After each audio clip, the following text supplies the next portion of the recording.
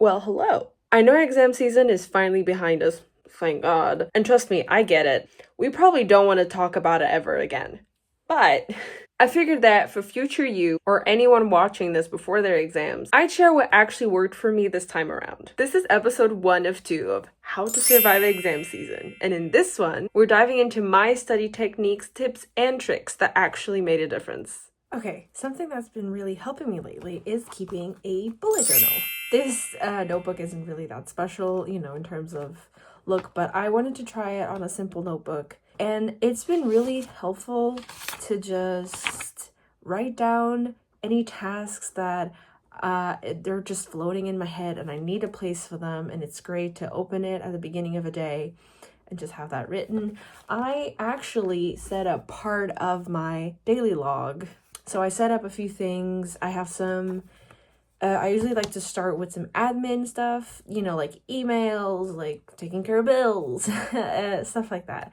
So I'm going to go ahead and do that so that that's out of the way and I don't need to think about it. And when I study, I can just focus on that. All right, now that that's done, let's move on to actual studying. And I want to share with you my absolute best strategy for me to study.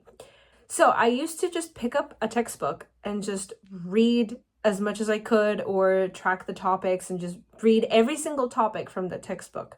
But I realized that I get distracted very easily when reading, especially if I'm just going to read everything, it feels a bit mindless. There's not really a set goal. So this time around, I decided I'm just going to do questions. But I went a step further and I decided to track what questions correspond to each topic. And I made a Notion database. Let me show you. So I hope you can see it. So here you can see I did this in Notion. It's an application that I really like, but I have been gravitating towards my bullet journal. But for things like this, it's super useful. So as you can see, I have all of my topics here on the left. And I have the status, if I have to review it, what's my comfort level. So comfortable, okay, somewhat, like no idea, and mastered. These are a few of them. And here I have the resources, which are the questions that I have. So from exams, from problem sets, etc. Then I added this property, which shows me the status of each question and related to that topic. So for example, here I have solved 4 questions in the Newtonian potential topic, and some of them I was comfortable with them, some not so much. This is a bit all over the place, but the goal is to get this status to mastered before the exam. And then here I have the day that I last reviewed it, and then this other property shows me has a formula that calculates when I should next review it based on the status that I set it over here. And then you scroll, there's a lot of topics to cover for my first exam. And then here I have the questions and I have separated them through the different exams. I have done 2 so far. And then I have all the problem sets. So the goal of this was that I did 2 exams blank, no studying, to see which ones I was comfortable with, which ones not so much. As you can see, there's a lot of topics that I'm still not super comfortable with, but we're getting to that. And then once I look up to the topics, I can be like, okay, so these ones are the ones that need more attention first. And that means that those need more study than some others that I'm more comfortable with. So it's very oriented studying. Then I'm going to grab the problem sets. I'm going to go down here, go to the problem sets and check which topics, each question, and go through the problem set questions and solve those questions about those topics. I hope that made sense. And this also allows me to see which questions show up more often in exams, and see which ones are similar. I think it's very flexible. This did take me some time, but I think it is absolutely worth it. And it has been helping me see the gaps in my knowledge to prepare for my exam. Now, something else that I think is very important as well is some kind of timer. Now you see that I've set up a timer already. This is while I was doing my quick tasks first, and I use the Pomodoro method. If you've never heard of it, is you work for 25 minutes straight, then you do a 5-minute break, and then another 25. And once you do 4 intervals of 25 minutes, you take a longer break. I actually like and prefer to do 30 minutes, then 10 minutes, then long 20-minute break. And it really helps me to like, all you have to do, you just have to work for 30 minutes and then you can take a break. It really does prevent me from procrastination. And I think it is a tool that you could use in your own studying.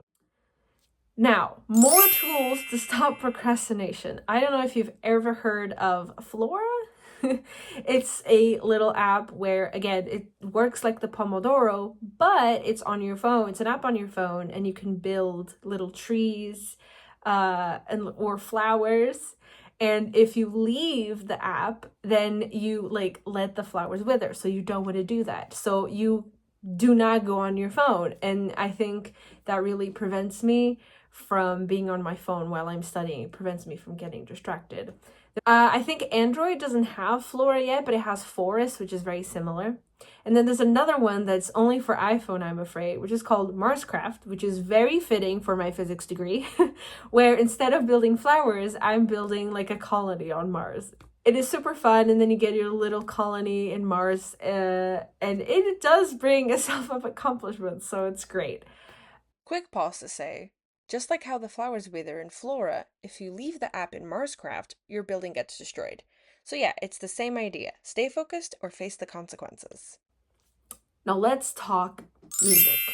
For me, it is super important to have some kind of music, but it depends on what I'm doing. If I am reading something, I'll be having some classical music. Now, I have this playlist, which I have called Romanticized Studying Physics.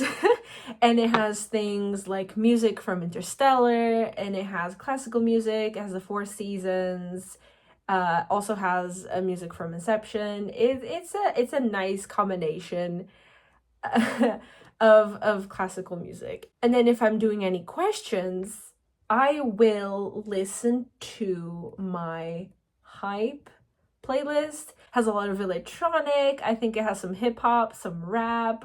Quote me if I'm wrong with these. It also has honestly, it's just a combination of songs that make me feel powerful. There's also some pop songs here too. It's just a mess, right? But it works. It gets me really motivated and really in the zone. So yeah. Right, so those are my tips for studying. I'm gonna actually do some studying, and I will be right back to show you the rest of my day. Plot twist, you will not, in fact, see the rest of my day. Apart from this. But you're in luck, because Editing Maria has made arrangements to show you in the next video. So, as you see me working very hard on my desk, I'm here to tell you. If you're curious as to how I stayed somewhat sane while doing all this, you should definitely check out episode 2. Hope to see you there!